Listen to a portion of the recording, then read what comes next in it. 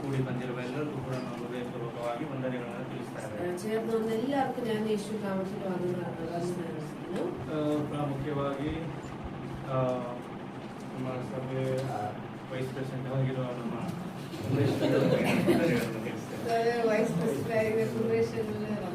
Secretary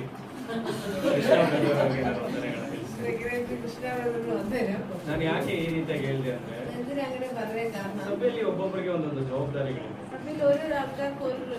ಒಳ್ಳೆ singer ಇದ್ದಾರೆ, ಆಮೇಲೆ ಒಳ್ಳೆ ರೀತಿಯಾಗಿ ಸಂಡೇ ಸ್ಕೂಲ್ ಟೀಚರ್ಸ್ ಇದ್ದಾರೆ, ಆಮೇಲೆ PIP ಲೀಡರ್ಸ್ ಇದ್ದಾರೆ.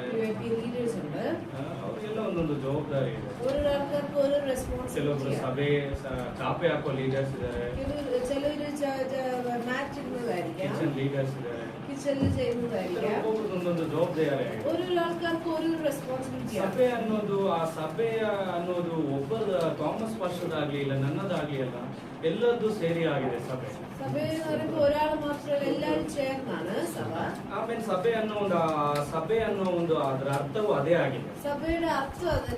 ಆಮೇಲೆ ನಾವೆಲ್ಲ ಒಟ್ಟಾಗಿ ಸೇರಿ ಸಭೆಯನ್ನ ನಾವು ಮುಂದಕ್ಕೆ ಕರೆದುಕೊಂಡು ಹೋಗ್ಬೇಕು. ಮುಖ್ಯವಾಗಿ ಇವತ್ತು ಥಾಮಸ್ ಪಾಸ್ಟರ್ ನಮ್ಮ ಮಧ್ಯದಲ್ಲಿ ಇಲ್ಲವಲ್ಲೋ. ಆಮೇಲೆ ಅವರು ಒಂದು ಮರಣಕ್ಕಾಗಿ ಅವರು ಪಾಸ್ಟರ್ ಫೋನ್ ಮಾಡಿದಾಗ ಹೇಳಿದ್ರು ಮರಣದಲ್ಲಿ ಬ್ಯುಸಿ ಆಗಿದ್ದೇನೆ. ಆಂಬುಲೆನ್ಸ್ ಅಲ್ಲಿ ಹೋಗಿದ್ದಾಗ ನಾವು ಫೋನ್ ಮಾಡಿದ್ರೆ ಅವರು ಆ ವಿಚಾರದಲ್ಲಿ ಅವರು ಬ್ಯುಸಿ ಆಗಿದ್ದಾರೆ.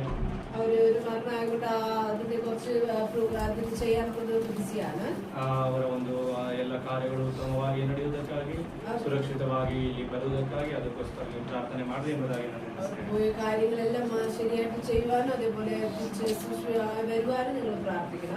ಆಮೇಲೆ ನಾನು ಸಮಯವನ್ನು ವ್ಯರ್ಥವಾಗಿ ಮಾಡದೆ ನೇರವಾಗಿ ವಾಕ್ಯ ಭಾಗಕ್ಕೆ ಹೋಗುತ್ತೇನೆ.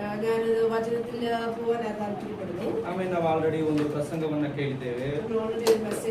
ಅದೇ ತೃಪ್ತಿಯಾಗಿರದೆ ನಾವು ಇನ್ನೊಂದು ಭಾಗಕ್ಕೂ ಕೂಡ ನಾವು ಹೋಗುವಂತ ಲೂಕ್ ಚಾಪ್ಟರ್ 4 ಅದರ 4ನೇ ಅಧ್ಯಾಯದ 14-15 ವಾಕ್ಯ. 15.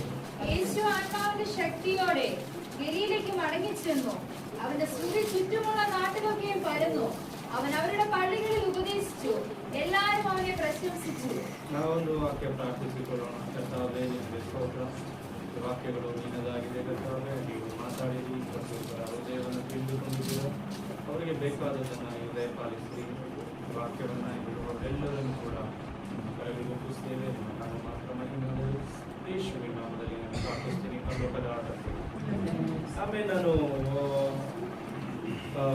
ಒಂದು ಸಭೆಗೆ ನಾನು ಹೋಗಿದ್ದೆ. ಅದು ಒಂದು ಬೆಂದೆಕೋಸ್ತ ಅಲ್ಲದ ಸಭೆ ಆಗಿತ್ತು. ಆ ಸಭೆಯಲ್ಲಿ ಎಷ್ಟೇ ದೊಡ್ಡ ಪ್ರಸಂಗ ಮಾಡಿದ್ರು ಒಂದು ಸ್ತೋತ್ರ ಕೂಡ ಹೇಳ್ತಾರೆ. ಸ್ತೋತ್ರ ಹೇಳಿ ಮಾಡಿಸ್ತಾರೆ. ಆಮೇಲೆ ಆದ್ರೆ ನಮ್ದು ಬೆಂದೆಕೋಸ್ತ ಸಭೆ ಎಲ್ಲರೂ ಚೆನ್ನಾಗಿ ಸ್ತೋತ್ರ. ನಾನು ಅದಕ್ಕೆ ದೇವರಿಗೆ ನಾನು ಸ್ತೋತ್ರ ಮಾಡ್ತೀನಿ. ಇವತ್ತು ಒಂದು ಅಭಿಷೇಕದ ಒಂದು ಸೇವೆ ಆಗಿದೆ. ಆದುದರಿಂದ ನಾವು ಒಂದು ಒಳ್ಳೆ ಸ್ತೋತ್ರ ಹೇಳಿ ಪ್ರಾರ್ಥನೆ ಮಾಡಿ ಇದನ್ನು ನಾನು ಕೊನೆಗೊಳಿಸ್ತೇನೆ. ಆಮೇಲೆ ಇವತ್ತು ಬಂದವರು ನೀವು ಯಾರು ಆಗಿ ಹೋಗಬಾರ್ದು, ಒಂದು ದೇವರ ಸಾನ್ನಿಧ್ಯದಿಂದ ತುಂಬಿ ಹೋಗಬೇಕೆಂಬುದಾಗಿ. ಆಮೇಲೆ ಯೇಸು ಕ್ರಿಸ್ತನು ಇಲ್ಲಿ ಹೇಳ್ತಾ ಇದ್ದಾರೆ, ಪರಿಶುದ್ಧಾತ್ಮನ ಆತ್ಮದಿಂದ ಕೂಡಿದವನಾಗಿ ಹೊರಟನು. ದೇವರ ಮಕ್ಕಳೇ, ನಮಗೆ ಪರಿಶುದ್ಧಾತ್ಮನ ಒಂದು ಕೂಡುವಿಕೆಯು ನಮಗೆ ತುಂಬಾ ಅವಶ್ಯಕತೆ ಆಗಿದೆ. ಈ ಲೋಕದಲ್ಲಿ ನಾವು ಜೀವಿಸಬೇಕಾದ್ರೆ ಆ ಪರಿಶುದ್ಧಾತ್ಮನ ತುಂಬುವಿಕೆ ನಮಗೆ ಒಳ್ಳೆಯದು. ನಮ್ಮ ಕಷ್ಟಗಳನ್ನು ಜಯಿಸಬೇಕಾದ್ರೆ ಆ ಪರಿಶುದ್ಧಾತ್ಮನ ತುಂಬುವಿಕೆ ಒಳ್ಳೆಯದು. ಇಲ್ಲಾಂದ್ರೆ ಈ ಜೀವಿತ ಯಾತ್ರೆಯನ್ನು ನಾವು ಮುಂದೆ ನಡೆಸಬೇಕಾದ್ರೆ ಆ ಪರಿಶುದ್ಧಾತ್ಮನ ಒಂದು ತುಂಬುವಿಕೆ ನಮಗೆ ಒಳ್ಳೆಯದು. ಇಲ್ಲಿ ಹೇಳ್ತಾ ಇದೆ ಪರಿಶುದ್ಧಾತ್ಮನಿಂದ ಕೂಡಿದವನಾಗಿ ಎಂಬುದಾಗಿ. ಪರಿಶುದ್ಧಾತ್ಮನನ್ನ ತುಂಬುವುದಕ್ಕೆ ಮುಂಚೆ ಒಂದು ಕಾರ್ಯ ನಡೆಯಿತು. ನಾವು ಪರಿಶುದ್ಧಾತ್ಮನನ್ನ ಹೊಂದಿಕೊಳ್ಳಬೇಕಾದ್ರೆ ಮೊದಲನೇದಾಗಿ ಪಾಪಗಳನ್ನು ನಾವು ಜಯಿಸಬೇಕು. നമ്മൾ അകത്ത് പ്രവേശിക്കുന്നത് ആദ്യം നമ്മുടെ പാപങ്ങൾ നമ്മൾ ಇವತ್ತು ಕೃಷ್ಣ ಬ್ರದರ್ ಅನೇಕ ಪಾಪದಗಳ ಕುರಿತಾಗಿ ಅನೇಕ ವಿಚಾರಗಳನ್ನು ಅವರು ನಮಗೆ ತಿಳಿಸಿಕೊಟ್ಟರು. ಕೃಷ್ಣ ಬ್ರದರ್ ಅನೇಕ ಕಾರ್ಯಗಳು ಪಾಪത്തിനെ കുറിച്ച് ಅನೇಕ ವಿಷಯಗಳು പറയുവാൻ ಸಾಧ್ಯ. ಆಮೇಲೆ ಯೇಸು ಕ್ರಿಸ್ತನು ಇದೇ ರೀತಿಯಾಗಿ ಒಂದು 3 ಶೋಧನೆಗಳನ್ನ ಯೇಸು ಕ್ರಿಸ್ತನು ಜಯಿಸಿದ. ಯೇಸುವಿನ ಜೀವಿತದಲ್ಲಿ അതേപോലെ ഒരു 3 ಟೆಂಪ್ಟೇಷನ್ വന്നു. ನೋಡಿರಿ, ಅದೇ 4ನೇ ಅಧ್ಯಾಯದಲ್ಲಿ ಮೇಲ್ಗಡೆ ನಾವಿಂದ ಅದರಿಂದ ನೋಡ್ಕೊಂಡು ಬರ್ತೇವೆ. ಆ 4ാം അധ്യായത്തിന്റെ മേളിൽ നമുക്ക് നോക്കാം. ಆಮೇಲೆ 1ನೇ ಶೋಧನೆ ಏನ್ ಹೇಳಿ? ആദ്യമായി യേശുവിന് വന്ന പരിശോധന എന്താണ്? ಕಲ್ಲನ್ನ ರೊಟ್ಟಿಯಾಗಿ ಮಾಡಬೇಕು. അപ്പൊ കല്ലിനെ കാണിച്ചിട്ട് പിശാച് പറഞ്ഞു അതിനെ അപ്പമാക്കണം. ಅಯ್ಯೋ ದೇವರ ಮಕ್ಕಳೇ, ಯೇಸುವನ್ನೇ ಬಿಡಲಿಲ್ಲ, ಇನ್ನು ನಮ್ಮನ್ನ ಬಿಡ್ತಾನೆ ಹೇಳಿ. അപ്പൊ ദൈവമക്കളെ യേശുവിനെ പിശാച് വിട്ടില്ല, അപ്പൊ നമ്മളെ വിടുവോ? ಆಮೇಲೆ ನಾನು ಆಲ್ರೆಡಿ ಇದು ಇಲ್ಲಿ ಪ್ರಸಂಗ ಮಾಡಿದ್ದೇನೆ. ಆಲ್ರೆಡಿ ಪ್ರಸಂಗ ചെയ്താണ്. ನಾನು ಅದೊಂದು ಭಾಗವನ್ನ 2ನೇ ಭಾಗವನ್ನ ನಾನು ಇವತ್ತು ಮಾತಾಡ್ತಾ ಇರೋದು. രണ്ടാമത്തെ ഭാഗമാണ് ഞാൻ പറയുന്നത്. ಆಮೇಲೆ ಯೇಸುವನ್ನ ಬಿಡದ ಸೈತಾನನು ನಮ್ಮನ್ನು ಕೂಡ ಬಿಡೋದಿಲ್ಲ. യേശുവിനെ വെറുതെ വിടാത്ത പിശാച് നമ്മളെ അങ്ങനെ ചുമ്മാ ಬಿಡಲ್ಲ. ಅನೇಕ ಊಟದ ವಿಷಯಗಳಾಗಿ ನಮ್ಮ ಮಧ್ಯದಲ್ಲಿ ಆಮೇಲೆ ಅನೇಕ ವಿಚಾರಗಳನ್ನು ತೆಗೆದುಕೊಂಡು ಬರ್ತಾನೆ. ಅನೇಕ ಫುಡ್ಡಿನ ವಿಷಯಗಳಾಗತ್ತೆ, ಈಗ ಅನೇಕ ವಿಷಯಗಳು ಕೊಂಡೊಯ್ತಾನೆ. ಆಮೇಲೆ ಮನೆಯಲ್ಲಿ ಆಹಾರ ಕುರಿತಾಗ್ಲಿ ಇಲ್ಲ ಯಾವ ವಸ್ತುಗಳ ಕುರಿತಾಗ್ಲಿ ಅದರ ಒಂದು ವಿಚಾರಗಳನ್ನು ನಮ್ಮ ಮುಂದೆ ತೆಗೆದುಕೊಂಡು ಬಂದಿರ್ತಾನೆ. വീട്ടിന്റെ വിഷയങ്ങളാകട്ടെ, അങ്ങനെ കുറെ വിഷയങ്ങൾ കൊണ്ടുവരും. ಹೆಂಗಾದ್ರೂ ಮಾಡಿ ಅವನ ವಿಚಾರಕ್ಕೆ ನೀನು ಒಳಗಾಗಬೇಕು. എങ്ങനെയും ആ പിശാചിന്റെ കെണിയിൽ വീഴണമെന്നാണ് പിശാച്. 2ನೇ ಶೋಧನೆ ಏನ್ ಹೇಳಿ? രണ്ടാമത്തെ ശോധന എന്താണ്?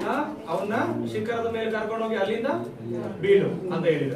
അപ്പം ഇങ്ങനെ ದೇವಾಲಯത്തിന് മണ്ടി കൊണ്ടുപോയിട്ട് മേളിന്ന് വീഴണമെന്ന് പറഞ്ഞു. ಆಮೇಲೆ ಸೈತಾನನು ನಮಗೆ ಮಾಡುವ ಶೋಧನೆಗಳು ಇವಾಗಿದ್ದಾವೆ. പിശാച് ശോധനകൾ ഇങ്ങനെയാണ്. ಆಮೇಲೆ ಯೇಸು ಕ್ರಿಸ್ತನು ಏನ್ ಹೇಳೋದು ಹೇಳಿ? യേശു എന്താ പറഞ്ഞേ? ಆಮೇಲೆ ಮೊದಲನೇದಾಗಿ ಹೇಳಿದ್ರು, ರೊಟ್ಟಿ ತಿಂದ ಮಾತ್ರದಿಂದ ಬದುಕುವುದಿಲ್ಲ, ದೇವರ ಬಾಯಿಂದ ಬರುವ ಪ್ರತಿಯೊಂದು ಮಾತಿನಿಂದಲೂ ಮನುಷ್ಯನು ಬದುಕುತ್ತಾನೆ. ആദ്യം യേശു പറഞ്ഞു ഈ അപ്പം കൊണ്ട് മാത്രമല്ല, പക്ഷെ ദൈവവചനത്താൽ ജീവിക്കും. ದೇವರ ಮಕ್ಕಳ ಉಪವಾಸ ಇರೋದು ನಮ್ಗೆ ಒಳ್ಳೆಯದೇ. നമ്മൾ ഉപവാസം ഇരിക്കുന്നത് നല്ലത്. ಯಾಕಂದ್ರೆ ದೇವರಿಂದ ಬರುವ ಮಾತುಗಳಿಂದ ನಾವು ಬಲ ಹೊಂದುವಂತರಾಗಿರಬೇಕು. ദൈവത്തിന് വരുന്ന വാക്കിനാൽ നമ്മൾ ബലപ്പെടണം. ಅದರಲ್ಲಿ ನಾವು ನೆಲೆ ಊರುವವರಾಗಿರಬೇಕು. അതിൽ നമ്മൾ ബലപ്പെടണം. ನೀನು ಒಂದ್ ದಿವಸ ಉಪವಾಸ ಇದ್ರು ನಿನ್ಗೇನು ಆಗೋದಿಲ್ಲ. ഒരു ദിവസം ഉപവാസം ആയാലും ഒന്നും പറ്റത്തില്ല. ನಾನು 15 ದಿವಸ ಊಟ ಇಲ್ಲದೆ ನಾನಿದ್ದೆ. ഞാൻ 15 ദിവസം ഫുഡ് ഇല്ലാതെ 3 ದಿವಸ ನೀರು ಕುಡಿಯದೇ ಇದ್ದೆ. ഞാൻ വെള്ളം കുടിക്കാതെ ഇരുന്നു. ಆದ್ರೆ ನನಗೆ ಅವತ್ತು ಸಿಕ್ಕಿದೇನಂದ್ರೆ ಆ ದೇವರ ಬಲವಾಗಿದೆ. ദൈവത്തിന്റെ ബലം എനിക്ക് കിട്ടുവാൻ ಆಮೇಲೆ ನಾವು ದೇವರ ಬಲವನ್ನ ಹೊಂದಿಕೊಳ್ಳಬೇಕು.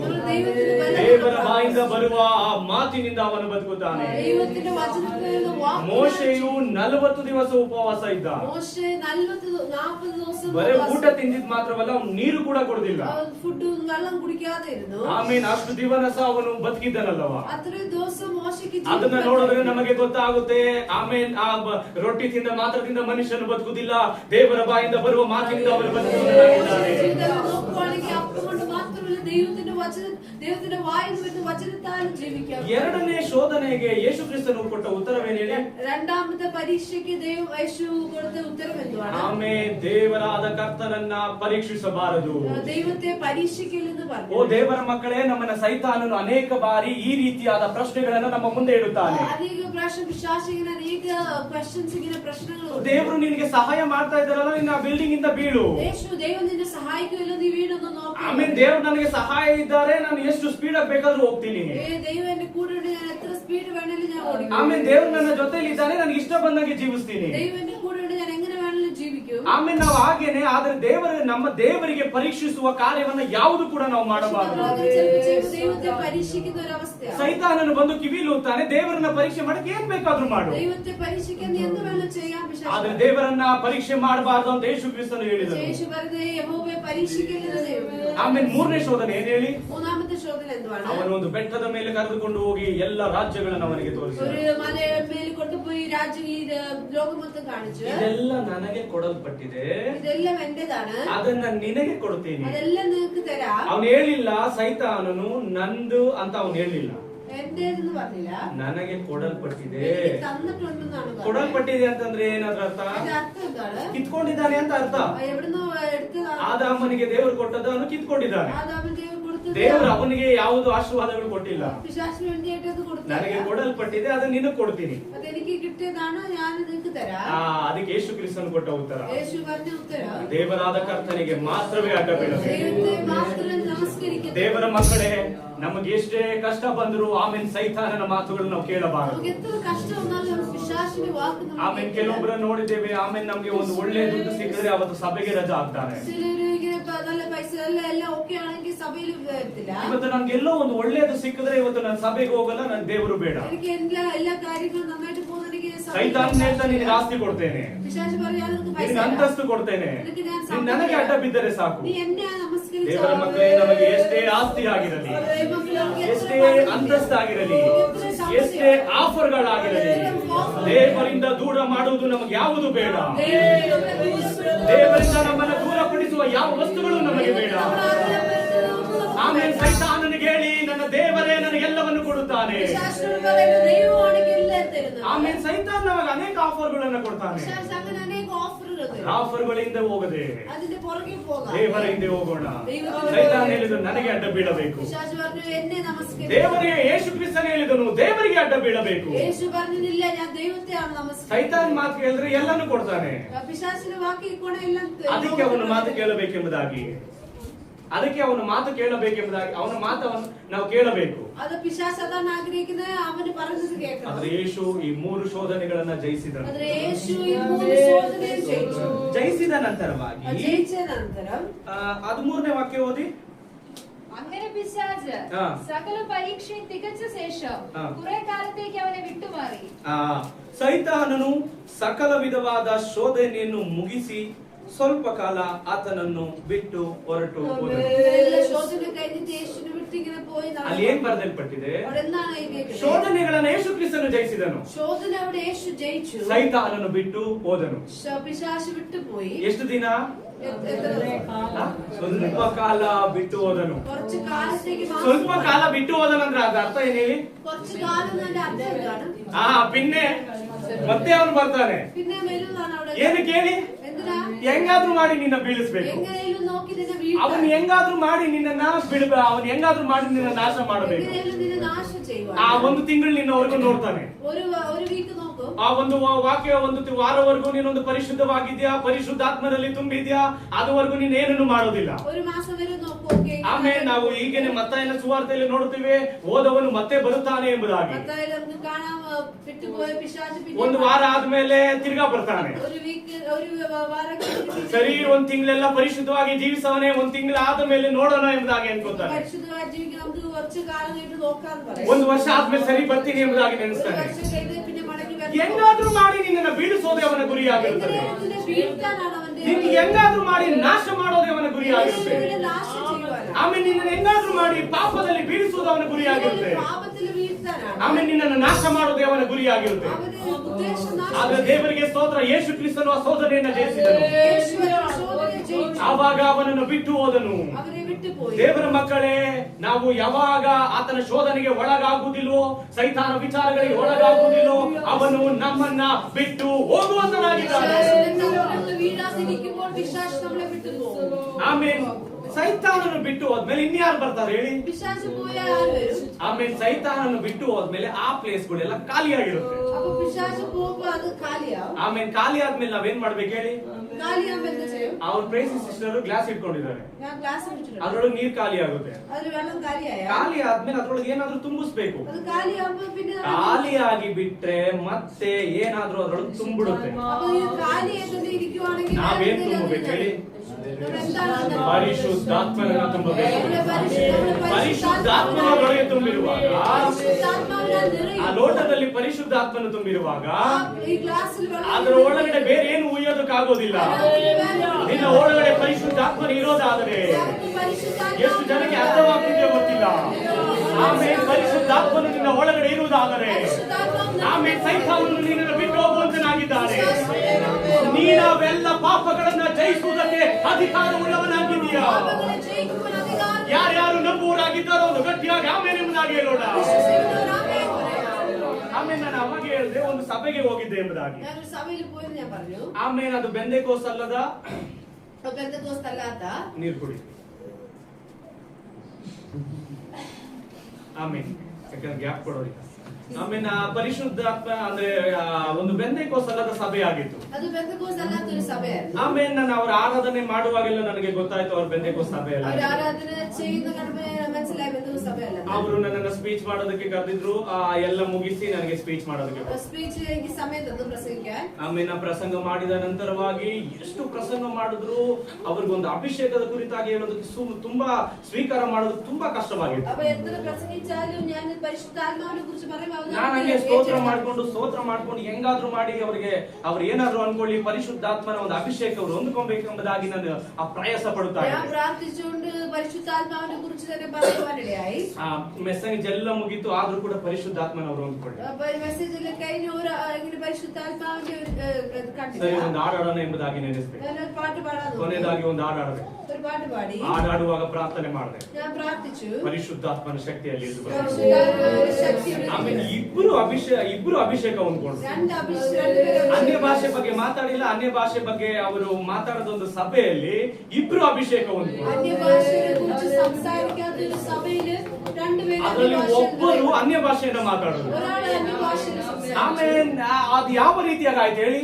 അതെങ്ങനെയായത്? ಅವರು ನಂಬಿಕೆಯಿಂದ ಅವರು ವಿಶ್ವಾಸಿಸಿ ದೇವರ ಮಕ್ಕಳೇ. ಆಮೇಲೆ ನಂಬದವರಿಗೆ ಅಭಿಷೇಕ ಇಲ್ಲ, ನಂಬದವರಿಗೆ ಆಮೇಲೆ ಅನ್ಯ ಭಾಷೆ ಇಲ್ಲ, ನಂಬುವವರಿಗೆ ಅಭಿಷೇಕವಾಗಿದೆ.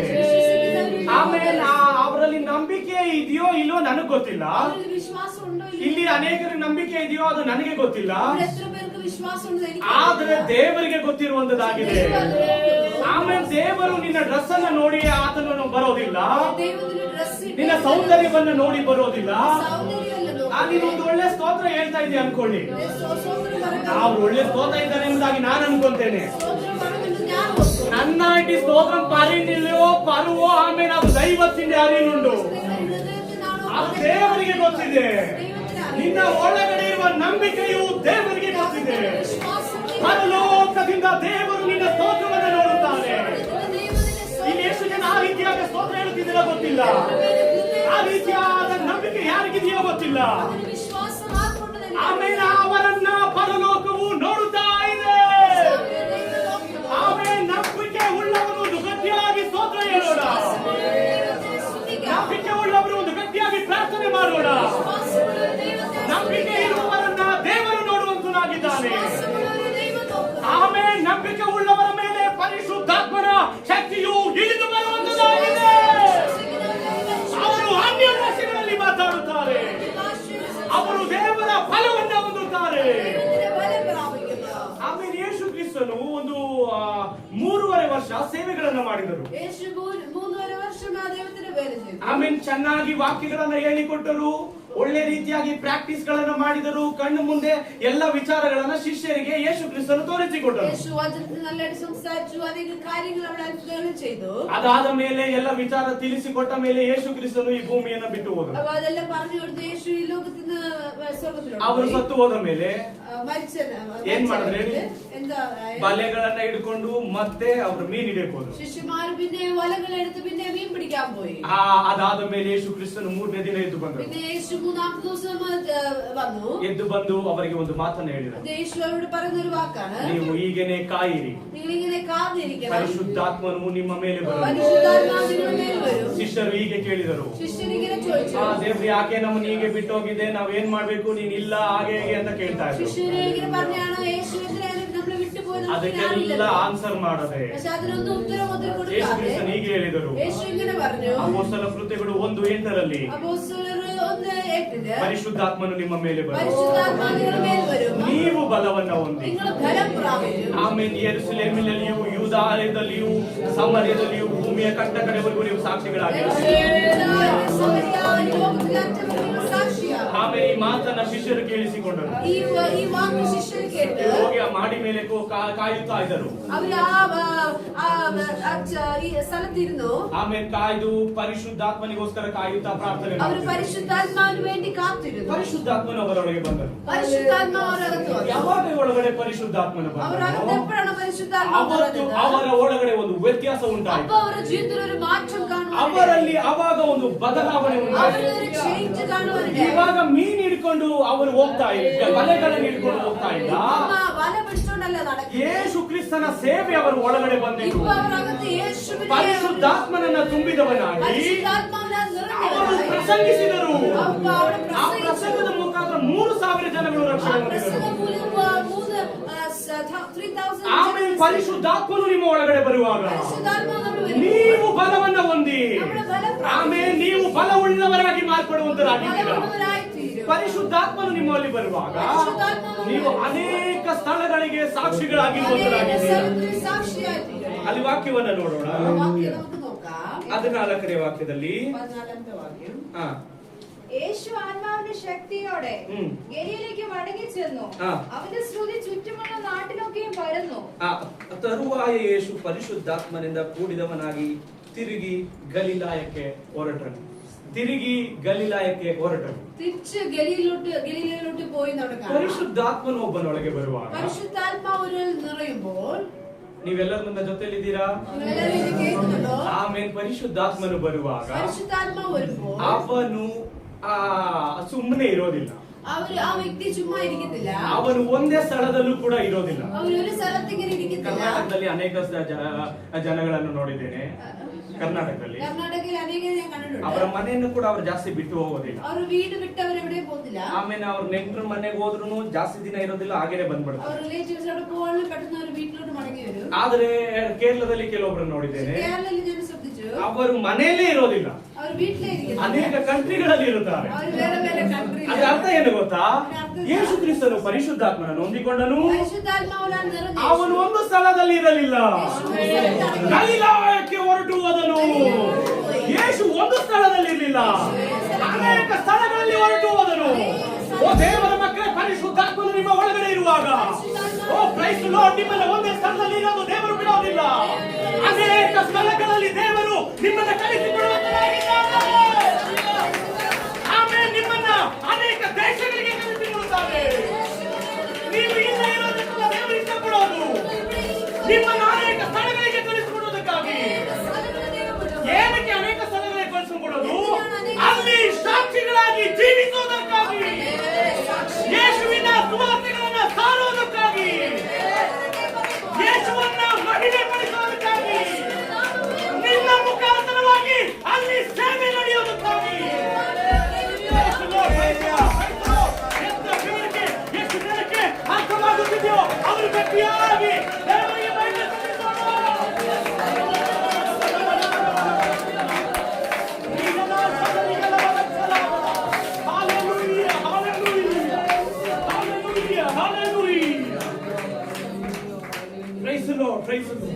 ಗಲಿಲಾಯಕ್ಕೆ ಹೊರಟು ಹೋದನು. ಆತನ ಸುದ್ದಿಯು ಸುತ್ತಲಲ್ಲಿರುವ ಪ್ರಾಂತದಲ್ಲೆಲ್ಲ ಹಬ್ಬಿಕೊಂಡಿತು. യേശുവിനെ കുറിച്ച് ആ ചുറ്റുമിരിക്കുന്നവരെ ಪರಿಶುದ್ಧಾತ್ಮನು ನಿನ್ನ ನನಗೆ ಕಳಿಸಿಕೊಡುತ್ತಾನೆ. ഒരു സ്ഥലത്ത് അയക്കുവാണ്. ಪರಿಶುದ್ಧಾತ್ಮ ನಿನ್ನ ಕಳಿಸಿಕೊಟ್ಟ ನಂತರವಾಗಿ പരിശുദ്ധാത്മാവിനെ ഒരു സ്ഥലത്ത് വിടുമ്പോൾ ಯೇಸುವಿನ ಹೆಸರು ಊರಲ್ಲೆಲ್ಲ ಹಬ್ಬಿತು. യേശുവിന്റെ നാമം ആ ദേശ ಪರಿಶುದ್ಧಾತ್ಮನು ನಿನ್ನಲ್ಲಿ ಬರುವಾಗ ಯು ಆರ್ ಎ ಫೇಮಸ್. ನೀನು ಫೇಮಸ್ ಆಗ್ತೀಯ. പരിശുദ്ധാത്മാവിനെ വരുമ്പോൾ നിങ്ങളെല്ലാവരും ನಿನ್ನ ವಿಚಾರವು ಅನೇಕರಿಗೆ ಗೊತ್ತಾಗುತ್ತೆ. ನಿನ್ನ ಕುರಿತಾಗಿ ಅನೇಕರು ಮಾತಾಡುತ್ತಾರೆ. ನಿನ್ನ ಹೆಸರು ಎಲ್ಲ ಕಡೆ ಕೇಳಿಸಲ್ಪಡುತ್ತದೆ. ಅದು ನಿನ್ನ ಟ್ಯಾಲೆಂಟ್ ಇಂದ ಅಲ್ಲ, ನಿನ್ನ ಫಲದಿಂದ ಅಲ್ಲ, ನಿನ್ನ ಜ್ಞಾನದಿಂದ ಅಲ್ಲ, ನಿನ್ನ ಶಕ್ತಿಯಿಂದ ಅಲ್ಲ, ನಿನಗಿರುವ ಹಣಕಾಸಿನಿಂದ ಅಲ್ಲ. ಅದು ಪರಿಶುದ್ಧಾತ್ಮನು ಕೊಟ್ಟಂತ ಒಂದು ವರವಾಗಿದೆ. ಪರಿಶುದ್ಧಾತ್ಮನು ನಿನ್ನ ಒಳಗಡೆ ಇರುವಾಗ ನಿನ್ನನ್ನ ಫೇಮಸ್ ಮಾಡುವಂತನಾಗಿದ್ದಾನೆ. ಯೇಸು ಕ್ರಿಸ್ತನ ಹೆಸರು ಪ್ರಾಂತದಲ್ಲೆಲ್ಲ ಹಬ್ಬಿಕೊಂಡಿತು. ದೇವರ ಮಕ್ಕಳೇ, ಪರಿಶುದ್ಧಾತ್ಮನು ನಮಗೆ ಅವಶ್ಯಕತೆ ಆಗಿದ್ದಾನೆ. ಆಮೇಲೆ ಪರಿಶುದ್ಧಾತ್ಮನು ಇಲ್ಲದೆ ಪರಿಣಾಮಕಾರಿಯಾದ ಕೆಲಸಗಳನ್ನ ಮಾಡಲು ಆಗೋದಿಲ್ಲ. ಪರಿಣಾಮಕಾರಿ ಅಂದ್ರೆ ಅದು ಒಂದು ಡೇಂಜರ್ಸ್ ಆಗಿರುವ ಅಲ್ಲ, ಅನೇಕ ವ್ಯಕ್ತಿಗಳಿಗೆ ನಿನ್ನ ಕುರಿತಾಗಿ ಗೊತ್ತಾಗುವಂತದ್ದಾಗಿದೆ. അത് അനേകര് അറിയുന്ന ഒരു സംഭവമാണ്. ಆಮೇಲೆ ಅನೇಕರು ಪ್ರಸಂಗಗಳನ್ನು ಮಾಡುತ್ತಾರೆ, അനേകര് പ്രസംഗിക്കും. ಆದ್ರೆ ಆ ಪ್ರಸಂಗವು ಅವರ ಒಳಗಡೆ ಕಾರ್ಯ ಮಾಡಬೇಕಾದ್ರೆ പക്ഷേ ആ പ്രസംഗം അവരുടെ ഹൃദയത്തിൽ ചലിക്കണം. ಆಮೇಲೆ ಪರಿಶುದ್ಧಾತ್ಮನ ಶಕ್ತಿ ಇರಬೇಕು. ಅದು ಪರಿಶುದ್ಧಾತ್ಮವಾണ് ചെയ്യുന്നത്. ಆಮೇಲೆ ಪರಿಶುದ್ಧಾತ್ಮನಿಂದ ಕೂಡಿದವನಾಗಿ ಅವನು ಪ್ರಸಂಗ ಮಾಡೋದಾದ್ರೆ ಅವರ ಇರುವಂತ ಜೀವಿತಗಳಲ್ಲಿ ಆಮೇಲೆ ಒಂದು ಬದಲಾವಣೆಗಳು ಉಂಟಾಗುತ್ತದೆ. പരിശുദ്ധാത്മാവിൽ നിറഞ്ഞ് പ്രസംഗിക്കുമ്പോൾ കേൾക്കുന്ന ജനങ്ങളുടെ ജീവിതത്തിൽ ഒരു വ്യത്യാസമുണ്ട്. ಯೋವೇಲ 2:25-28 ನೋಡುತ್ತೇವೆ. യോവേലിൽ നമുക്ക് കാണാം. ಆಮೇಲೆ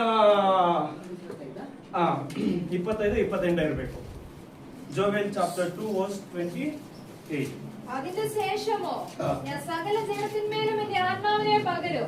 നിങ്ങളുടെ പുത്രന്മാരും പുത്രിമാരും പ്രവചിക്കും. നിങ്ങളുടെ വൃദ്ധന്മാർ സ്വപ്നങ്ങളെ കാണും.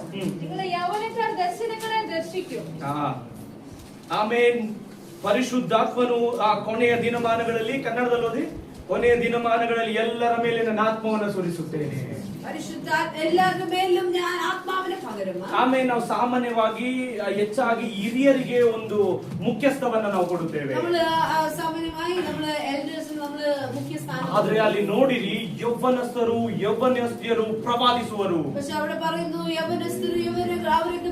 ಈ ದಿನಮಾನಗಳಲ್ಲಿ ದೇವರು ಯೌವನಸ್ಥರನ್ನು ಉಪಯೋಗಿಸಬೇಕು. ಅವರಿಗೆ ಹೆಚ್ಚಾದ ಅವಕಾಶಗಳನ್ನು ನಾವು ಕೊಡಬೇಕು. ಶಕ್ತವಾಗಿ ದೇವರು ಅವರನ್ನು ಉಪಯೋಗಿಸುತ್ತಾನೆ. ಪರಿಶುದ್ಧಾತ್ಮನು ಅವರನ್ನು ಒಳ್ಳೆ ಸ್ಥಳದಲ್ಲಿ ಕರೆದುಕೊಂಡು ಹೋಗ್ತಾನೆ. ನಾವೆಲ್ಲರೂ ಕಣ್ಣುಗಳನ್ನು ಮುಚ್ಚಿ ಪ್ರಾರ್ಥಿಸಿಕೊಳ್ಳೋಣ, ನಮ್ಮನ್ನೇ ದೇವರಿಗೆ ಸಮರ್ಪಿಸಿಕೊಳ್ಳೋಣ. ಆಮೇಲೆ ಅನೇಕ ಮಕ್ಕಳನ್ನ ದೇವರು ಉಪಯೋಗಿಸುವುದಕ್ಕಾಗಿ ಯೌವನಸ್ಥರು ಪ್ರವಾದಿಸುವರು. ಪರಿಶುದ್ಧಾತ್ಮನು ಒಬ್ಬ ಮನುಷ್ಯನಲ್ಲಿ ಬರುವಾಗ ಅವನು ದರ್ಶನಗಳನ್ನು ಕಾಣುತ್ತಾನೆ, ಅವನು ಪ್ರವಾದಿಸುತ್ತಾನೆ, ಅವನು ಆತ್ಮಗಳ ವರಗಳನ್ನ ಹೊಂದಿಕೊಳ್ಳುತ್ತಾನೆ. ಪರಿಶುದ್ಧಾತ್ಮನು ಒಬ್ಬ ಮನುಷ್ಯನಲ್ಲಿ ಬರುವಾಗ ಅವನು ಒಂದು ವ್ಯತ್ಯಾಸ ರೀತಿಯಾಗಿ ಮಾರ್ಪಡುವಂತನಾಗಿದ್ದಾನೆ. ಕೊರಿಂಥದಲ್ಲಿ ಬರೆದಿರುವ ಪ್ರಕಾರ 12 ವರಗಳು ಅವನಲ್ಲಿ ಕಾರ್ಯಗಳನ್ನು ಮಾಡುವಂತದಾಗಿದೆ. ನಾವೆಲ್ಲರೂ ಕೈಗಳನ್ನು ತಟ್ಟುತ್ತಾ ದೇವರಿಗೆ ಮಹಿಮೆ ಸಲ್ಲಿಸೋಣ. ನಾವೆಲ್ಲ ಕಾರ್ಯಗಳೇ ಅಡಿಕೆ ಒಂದು ಅಲ್ಪ ಸಮಯ ಅನ್ಯ ಭಾಷೆಗಳಲ್ಲಿ ಮಾತಾಡೋಣ, ಅನ್ಯ ಭಾಷೆಯಲ್ಲಿ ಮಾತಾಡೋಣ.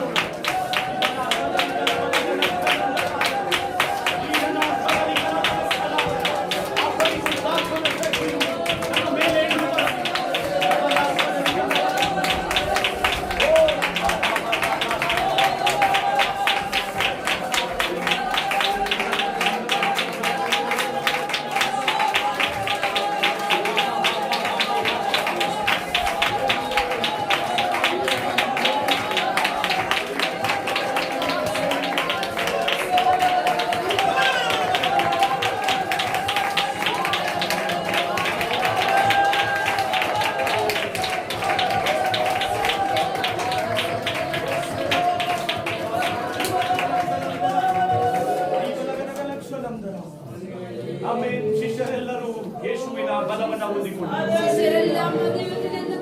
ಅವರು ರಕ್ತ ಸಾಕ್ಷಿಗಳಾದರು. ಅವರ ಹೆಸರುಗಳು ಇವಾಗಲೂ ಕೇಳಿಸಲ್ಪಡುತ್ತಾರೆ. ದೇವರ ಮಕ್ಕಳೇ, ಇದರಲ್ಲಿ ಇನ್ನೊಂದು ಭಾಗವಿದೆ, ಅದು ಹೇಳಿದ್ರೆ ನಾವೇ ಆಶ್ಚರ್ಯವಾಗುತ್ತೇವೆ. ಅದು ಕೆಳಗಡೆ ನನಗೆ ಸಮಯವಿಲ್ಲದ್ರಿಂದ ನಾನು ಇಷ್ಟಕ್ಕೆ ನಿಲ್ಲಿಸ್ತೇನೆ.